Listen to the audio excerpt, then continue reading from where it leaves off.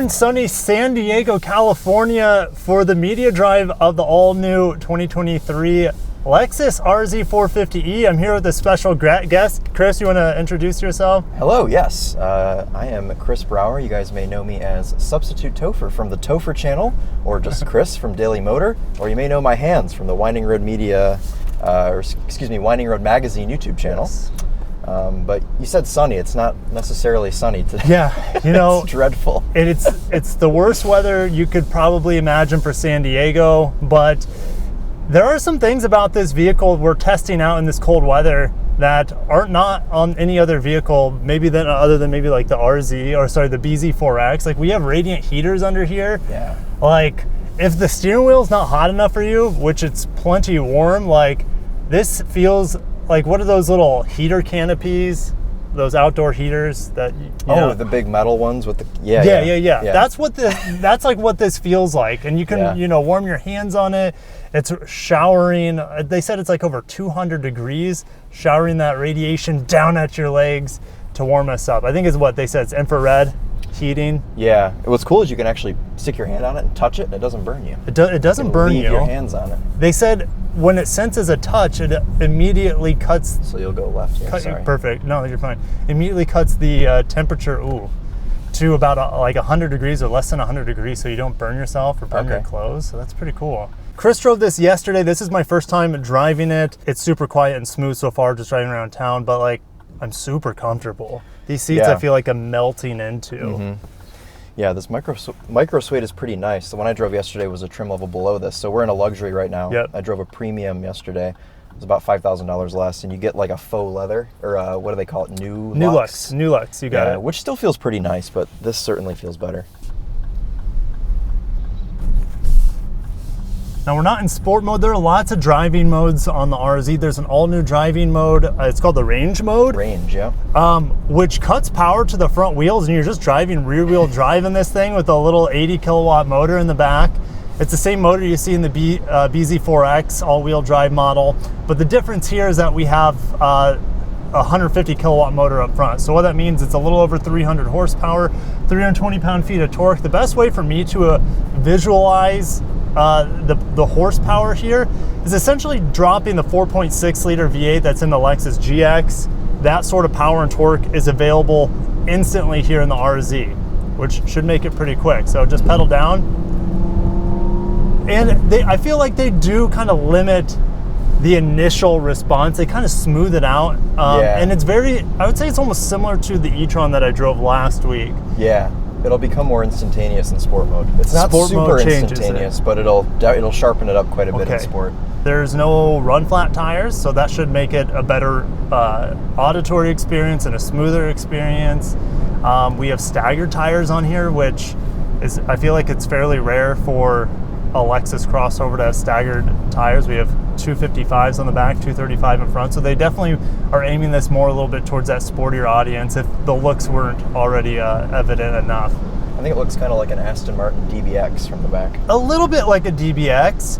The DBX feels more ducky, like a duck, a duck butt to it. My wife thinks they're silly, silly looking. She's like, if you're going to get an Aston, why don't you just get the car? I'm like, well, here's the brake feel here. This Jetta thought he was going off-road. The brakes are very linear, progressive. Not the firmest pedal, but getting into it for the first time fairly hard there. Felt great. Let's get around these guys. Did we go the wrong way? I think we went the wrong way because the numbers are getting bigger. Yeah. That's okay. We're going to get lost. We're going to make our own We're going to make our own route. This is what happens when you have me navigate. I send you the wrong way. No, yeah, you did. You said take a left. It's okay. Yeah. I think I would have taken a left anyways. Yeah. But well, that's where I went yesterday, and that's what was in my head. Oh, there you go. But it very clearly says right onto I-5 South ramp, and we are going north. Rancho Santa Fe Golf Club. There you go. Just didn't want to take it from me. It wasn't listening to front seat passenger. I found Rancho Santa Fe Golf Club. Would you like to go now? If you're a Lexus buyer, this is everything you would want it to be from a driving experience. The range is something different compared to what's out there on the market, but about 200 miles of range with these 20-inch wheels. But like first driving impressions, even though there's like no leather or wood in here, the materials, the build quality, everything feels great. The comfort's there. Ease of access, like the climate control, the touchscreen is angled toward the driver, so the ergonomics are really strong here as well. And it just soaked up whatever unsmooth pavement we just went over. Like,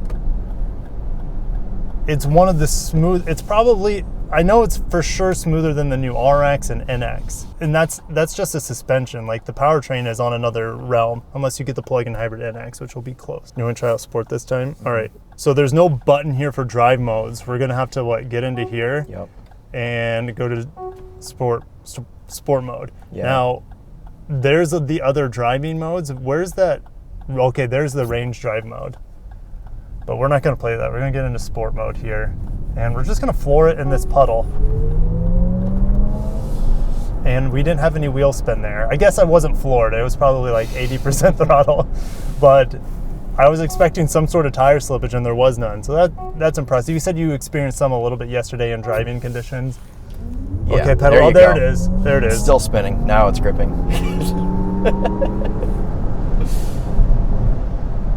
We'll make our way in here. People will stop for the RZ. And we got that instant torque and power for us to get around people. Yeah. See, like that Camry. That's the great thing about electric cars. Like, it's not going to be the world's fastest car, but it's fast when you need it. And that's, that instant power and torque. You're never waiting around for it to accelerate. So we're still in sport mode. I'm going about 50 mile an hour, pedal down. There's 70.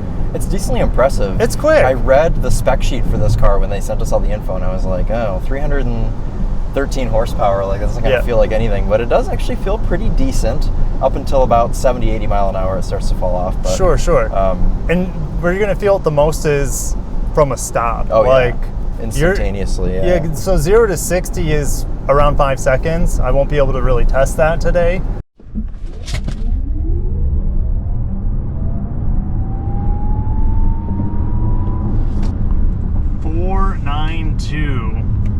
That even bested my 495. So 0 to 60 and 4.92. There's a lot of wind going on right now too. Mostly side winds. That's probably not helping, but still very, very quick for 308 horsepower. Yeah. I wouldn't be surprised if it can beat that if the conditions are absolutely perfect. But as I noticed on the BZ4X, the stat numbers were like 200 horsepower, but it out-accelerated Toyota's estimated 0 to 60 numbers, and it's 0 to 45 miles an hour where most people are accelerating the most aggressively. It's super quick, snappy, and if you've never driven an electric car, your mind's gonna be blown by the power delivery. And a lot of Lexus drivers have not driven electric vehicles. Lexus has a really loyal following, so at best they've tried their hybrids, which are great. Some of the best hybrids, if not the best hybrids out there. But if you were waiting for the electric car, it's finally here. It's a little bit of a bummer to see this car not reaching the 300 miles of range that a lot of its competitors reach. Yep. But like you said, Lexus knows their market, and if all they need is 196 miles, I guess that's all they need. But yeah, well, there's an e-tron Sportback in front of us. Yeah. I drove the standard e-tron last week, and the range is very similar to this car. Now, this is a more efficient car than the Audi, though.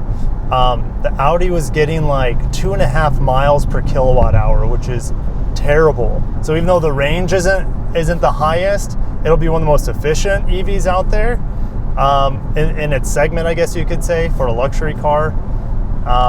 Not efficient compared to a Tesla, I would assume. Right, and just looking over here at the cluster right now, we've got about a 90% charge, and we're showing for range 113 miles. Well, I'm in sport mode still, so let's go into eco or something. Yeah. If it changes it. Let's go into range mode, which this is why this is a nightmare. It's a nightmare if you don't have dedicated buttons for sport. Look at all this space here. Yeah. Just give me just one button that can cycle through the drive modes. That's all I need. It's all I thing need. that's So we're gonna go to range here. It's one thing that's a little helpful. Sorry to interrupt you. Is that this will populate for frequently used. So if you're frequently going back into sport, range, whatever, turning on different driver assists, it is only, well, it's 2 touches because you go 1 and then 2. But I do agree. Physical buttons are the way. Right. Nobody wants to be scrolling through their infotainment to turn on driver assists and drive modes and everything like that. It is definitely not ideal. It's a pretty screen, no doubt about it. Reacts quickly. Yeah, it's quick enough.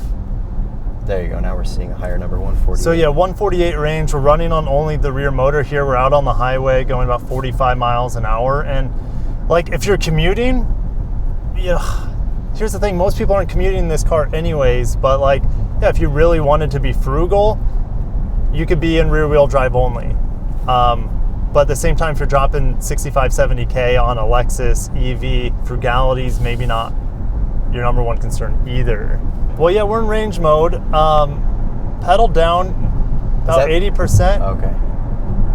Okay, so it kicks in the front motor, and you just go into another, like warp speed there. But there's a little power gauge on the speedometer here, or the gauge cluster. And once you get up to about the 12 o'clock position with the power delivery, it'll turn on that front motor, which gives you 200 horsepower. So, is there a kickdown switch on the pedal? No, there's no resistance in the pedal that lets you know that you're entering another performance tier here. Gotcha. Yeah. Now this has the proactive driving assistance on, which you can disable. My foot was off the accelerator and the Pacifica in front of me was slowing down, and this car started slowing down. I don't like it personally, but I guess it's there. Yeah. For just in case situations. And it also helps with lane change assist. Like there's a little infrared sensor here that will read your eyes all the time. So if I'm talking to you and looking at you too much, there'll be like an alert that'll pop up for sure. So does that assist continue to operate even while you're not using cruise control? It must, because you're not on cruise control. I'm not on cruise control. So it's slowing you down. Even if you're driving in like a city speeds. I see. Under like 40 miles an hour, it works there too. Okay. So my foot's off the brake. My foot's completely off right now, and it's doing its own thing, and there's no radar cruise control on. Huh. But if I want to accelerate again, unlike radar cruise control, I have to put my pedal. I have to, use my foot again. Exactly. Okay. Also has front cross traffic alert on this. I think I said lane change assist. I think it also has the cornering assist, which I really don't like in the Lexus vehicles. It's a new safety feature. It's also in the newest Toyotas, I think, where it cuts your speed mid-turn.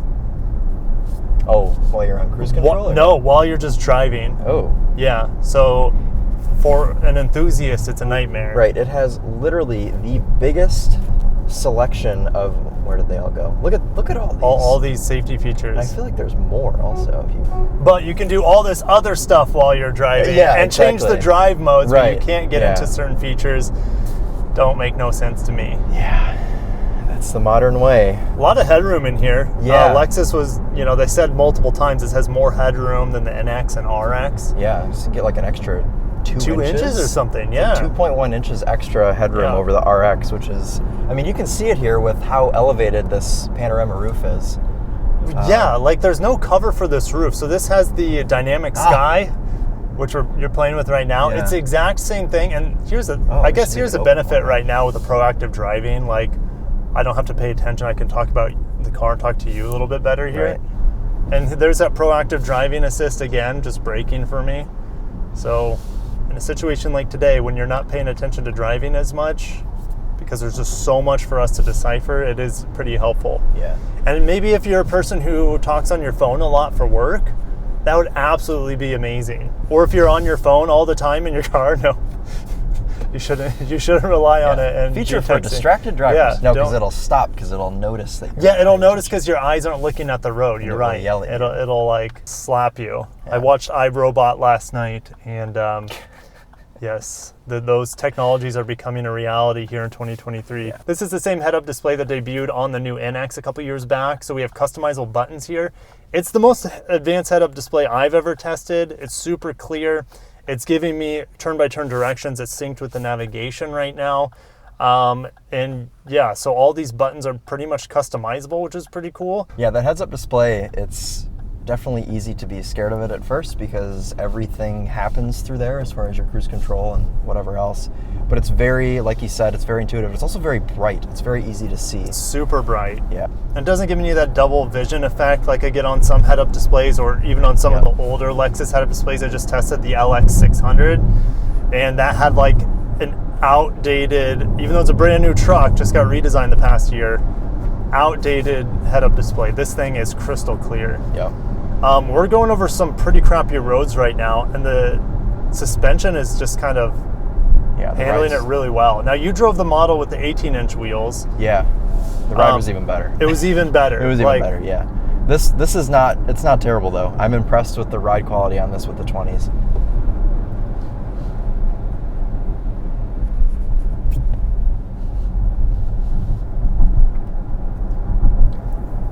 Feels pretty, like I'm not pushing it hard obviously, but it feels pretty planted here in the turns. The steering is light. I think you mentioned that yesterday. Super light steering. But it is accurate. Mm-hmm. Which is what I like in a It's not sloppy. Yeah.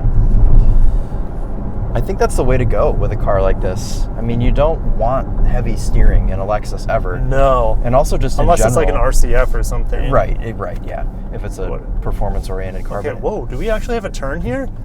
Let's throw it around. Yeah. And it has the Direct 4 all-wheel drive. So, you know, it's doing all that software calculations when I'm getting into the pedal as we're turning. I felt pretty good. So smooth. And I'm still in range mode. So, like, even though I say Dynamic 4 or Direct 4, it was just Direct 2 because I'm in range mode. That's right, yeah. I'm trying to maximize the efficiency to give you guys an idea of what your range could be in theory. But it's seeming to be pretty accurate, just going off of what the car is reading out with the gauge and the miles to I think so. That's a nice Land Cruiser there. Yeah. Lots of Land Cruisers in California. You know, it is. It's a land of Land Cruisers. Other than Australia, that's like the number one. Yeah. Let's hit that pothole. I don't know if I missed it or just ate it pretty well. You ate it, yeah. Yeah, so very impressed with the ride quality. So, okay, so even if you live in a pothole-ridden area, like these 20, and see, it just slowed down the car right there and I didn't touch the brake. Oh, wow. Yeah, so that's where that predictive, like, driving has some weirdness to it. So, do you want to go back in the safety menu and turn that off so we can throw this around in the turns? Keep going, keep going. Blind spot. It's proactive driving assist. Proactive driving assist. Yeah. Turn that guy off. That is off now. Yeah. Do you want anything else off? I think we're pretty good. No, I remember driving the RX hybrid around my town when I had it for review, and the proactive driving assist, there was a biker like off to the side of the road and the car was almost coming to a complete stop. And like I wouldn't have hit him. Yeah. So it's like way too nannying. I don't think there are different levels of it either, but I could be wrong on that because it looked like it was just either on or off. On or off, yeah. That would be something I would probably leave off. All right, so we have acoustic glass on this guy. It is quiet. When we were on the highway, it was a loud environment because of all the water and rain, and I feel like we weren't talking any louder on the highway going 60 with the cars around us either. So you also get a Mark Levinson sound system if you go up to the luxury trim. It's the only way you can get the Marky Mark. Yeah, I tested out the standard sound system and the premium yesterday, and it was pretty decent. Lexus usually does a pretty good job with their bass systems. Their bass systems are good. Yeah. Their Mark Levs are pretty incredible though. So don't be scared of that bass system, but look forward to the Mark Levinson if you go with the luxury trim. Luxury trim, yeah, only way you can get Mark Lev. I think it's like 13 speakers, 1600 watts. I'll fact check that in editing, but the Mark Levs are some of the best in the industry. And I know you guys do a little bit more of that testing. I think Charlie does a little bit of that on his channel. So over on Daily Motor, which is now branched into DM Sound, Charlie does his own channel for sound system tests.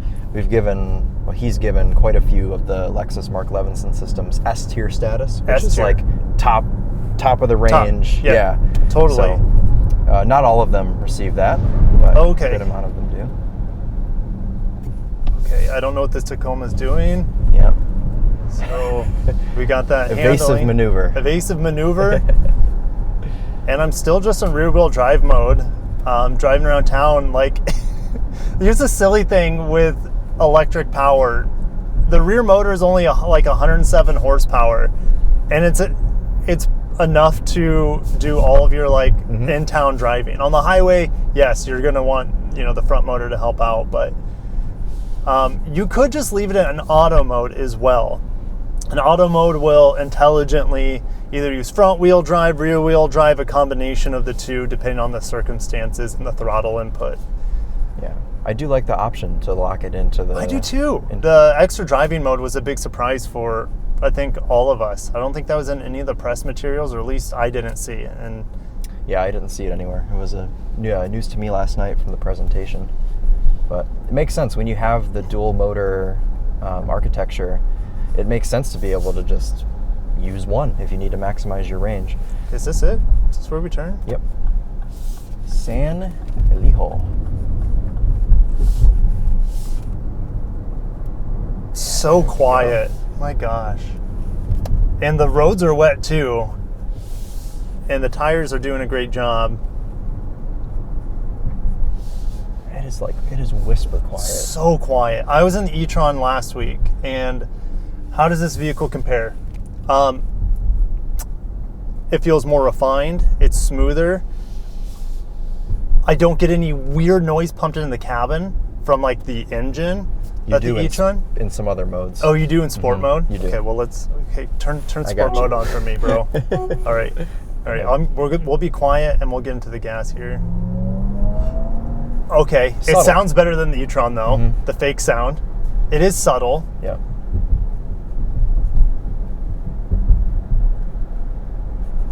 And it's only when you get really heavy into the pedal, because I'm still in sport mode, with the gentle and medium press, you don't get any of that fake sound. And that's the way you should do piped in noise, because when you have piped in noise that's constant, it gives you a headache because it's just constantly whirring. Like if you're in a Mercedes EQS or a Kia EV6, it does get quite annoying. And I prefer this style, which is similar to what BMW does. It makes the experience the most relaxing.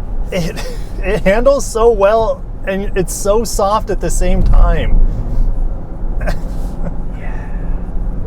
Okay, all right. So now I have an idea of the performance of this thing, the handling, the character of it.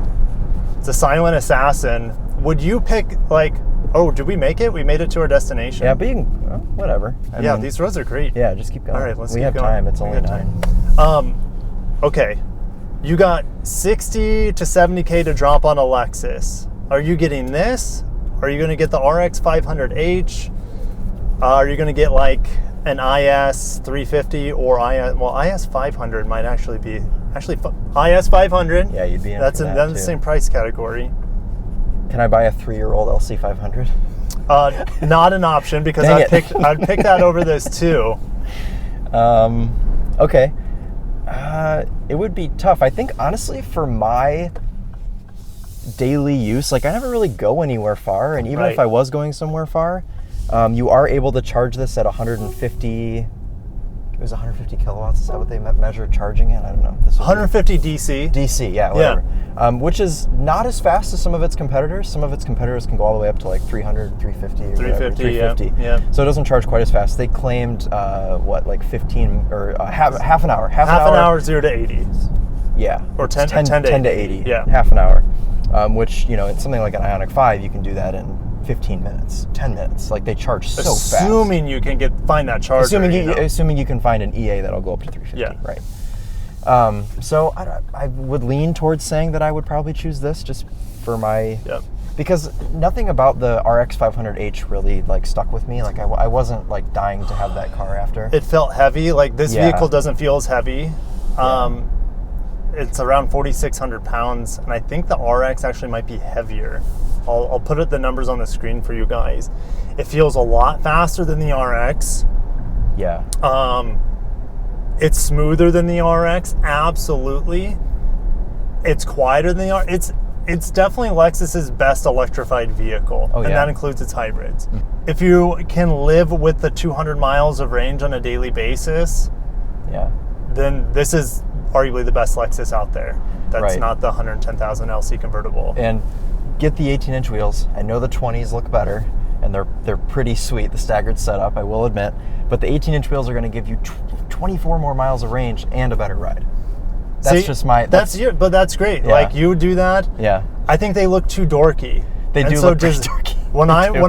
If I'm getting my Lexus, I want it to look amazing. And I do love the looks. I think the RZ looks pretty cool. It does. It looks way better than the BZ4X. I would put it on par with the NX and way above the RX. The RX has some weird proportions to it, especially with the front end. This is arguably one of the best driving Lexuses. It's one of the best performing. It's one of the quietest. It's one of the smoothest, if not like number 1 or number 2 in all those categories. So absolutely worth the wait. I wish it had faster charging. I wish it had more EV range, but that's it. Yeah. Like, if you're not going on trips with this thing, no problem. It'll it's 200 miles of range is overkill. It charges fast on an AC level 2. And here's the thing. This is why Lexus is Lexus and they're so successful. They have a reserve program where you can, for the first 3 years of ownership, go to any Lexus dealership around the country and rent for free any other car. That's amazing. I don't know. Do you know? You don't remember that? No. So the Lexus Reserve program, you have 3 years to use 30 days to rent any Lexus vehicle at any dealership around the country, and you can do it on an app. Oh, wow. You also have a hotline dedicated just for the RZ. So if you have problems 24/7, you remember that? Yep. Yeah. So, like, if range anxiety is a thing, don't worry about it, because that 1 to 2 trips you take a year, just go and have an RX. Yeah, go get an RX or something, and it'll be available at any dealership for you. So Lexus has done it, not to the stats freaks out there, but in terms of the feelings this car gives us, like, I could drive this car forever, and not ever get bored with it. It's so smooth. Nothing in here is annoying other than maybe the touchscreen at times. But, like, it's a very well executed car. And any final thoughts for you? This is one of those cars where I was, to be honest, coming in with pretty low expectations just from reading the spec sheet. We often get that with Toyotas and Lexuses because they don't really overinflate things. And now, after spending some time in it, I totally agree with all of your points, and I'm quite impressed with this car.